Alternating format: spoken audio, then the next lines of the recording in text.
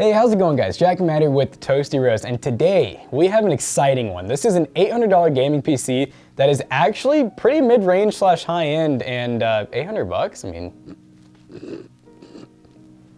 Exactly what he's doing. This build features the RTX 3050, which is, well, a brand new card that's just releasing today. Hopefully it can stay out of the hands of scalpers and miners. And also we have 12th gen i3. We have a really interesting build that might be the go-to budget build option for 2022. But before we talk about that, let's hear a word from today's sponsor.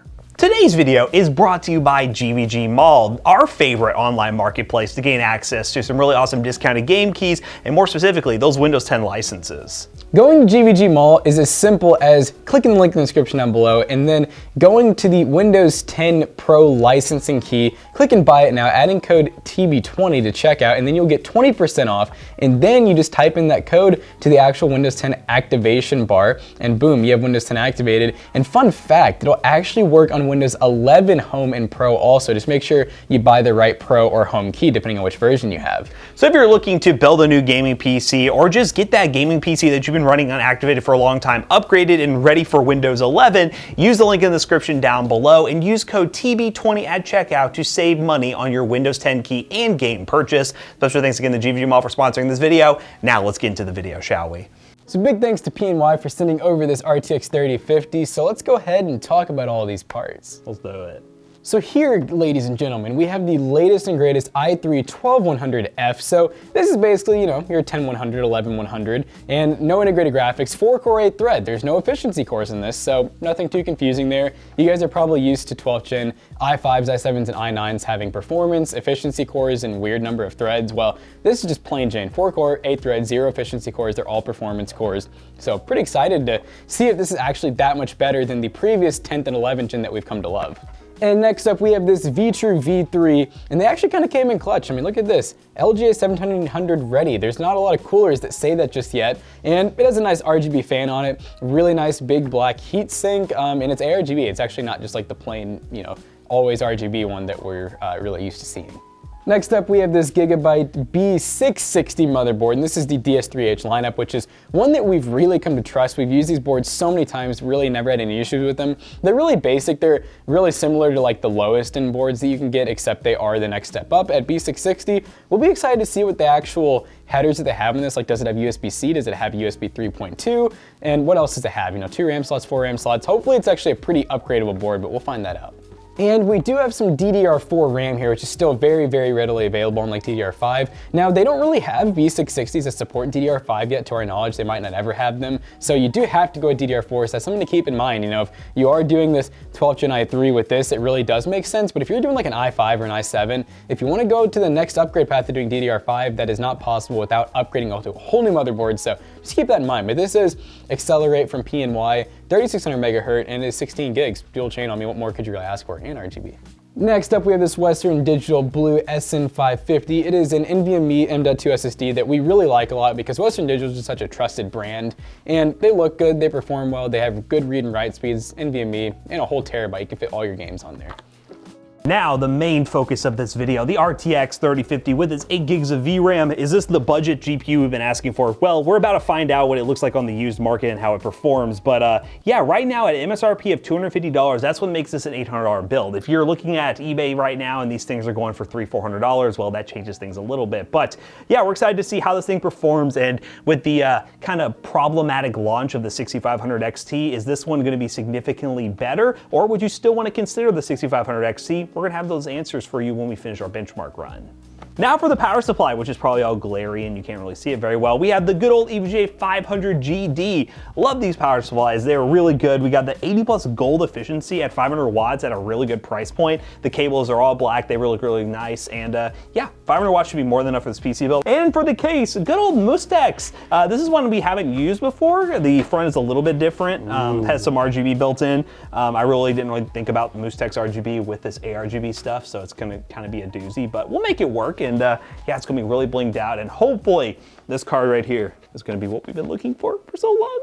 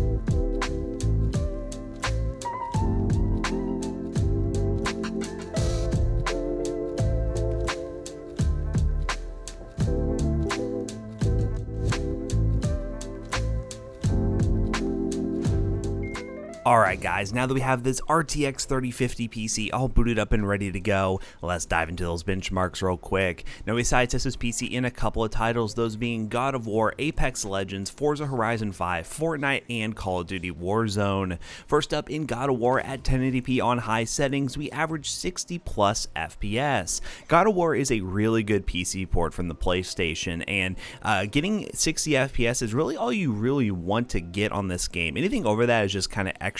This game was meant to run at 60 FPS and does a really good job at looking beautiful while also having very smooth gameplay as long as you maintain that 60 FPS average. Now, if you do want to get the 100 plus FPS, DLSS can help you here at 1080p, and I really do think that's one of the big features of the RTX 3050 is the fact that it supports DLSS, which is the upscaling feature, to basically give you free frame rate while also not sacrificing too much in terms of visual quality. And as you can see here, using the balance preset of DLSS, we got about a 10 FPS increase, which is still pretty impressive at 1080p. Next up, in Apex Legends at 1080p on medium settings, we average 100 plus FPS. The RTX 3050 is going to be a great card for esports titles. That's really what we're looking at here when you're talking about a $200 to $250 card in 2022. It's going to be designed for esports games and some AAA titles on lower settings, all at 1080p that is. And as you can tell, 1080p medium getting 100 plus FPS, very good results. Now, of course, there are lower settings you could run in Apex Legends to get a locked 144 if you're trying to get a high refresh rate gaming experience,